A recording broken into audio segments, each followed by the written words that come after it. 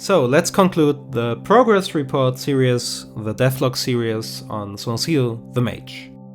Almost 2 months ago I released Sonucido the Mage on the 2nd of December after exactly 2 years of development. The release was horrible. My game crashed. And it crashed again and again and again. So let me tell you the story. I uploaded the build on the 2nd of December and started the game. And the first thing which I noticed was when you saw the first story screens, the first picture didn't load immediately. And you could see an empty 3D world, which was, not beautiful. And then I played a little bit more and died on the first potato thing, and in the dev screen a couple of letters were missing. I played a little bit more and the game started crashing, especially when I did go from one level to the next level. Crashes are almost the worst thing that I can imagine that a player can experience, second only to wiped save files. Thankfully, that didn't happen. I searched for the problem and tried different things and nothing worked. In the end, it was a driver issue and only my machine and presumably a handful other machines are affected. When you have AMD graphics drivers, you can have the normal drivers and the recommended optional ones. And the optional drivers give you a few extra FPS in certain games, and most of the time they are pretty stable, but in a few cases they are not, and Sonucido the Mage was one of the cases.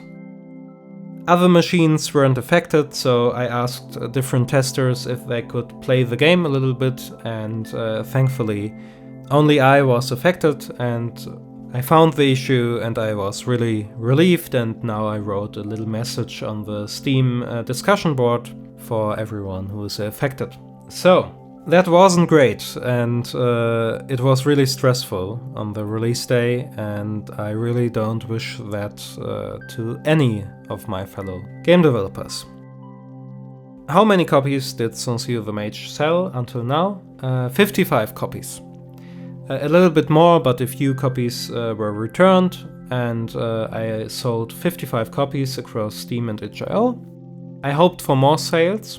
I hoped for a little bit over double that number in the first month, but that's the situation.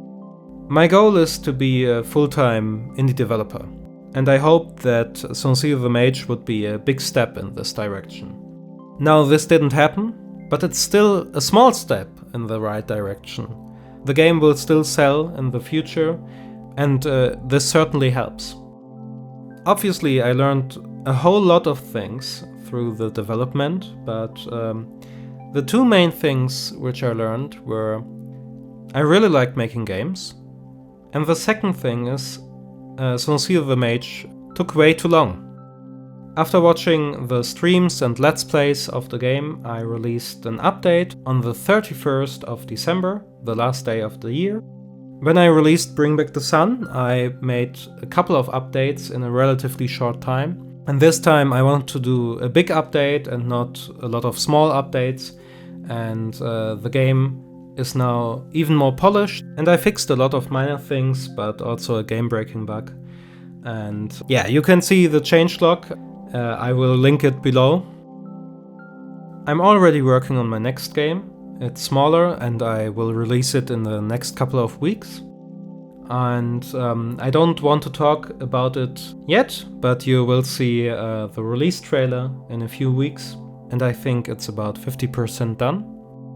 I will certainly update Sonucido the Mage in the future, but I think this concludes the progress report series.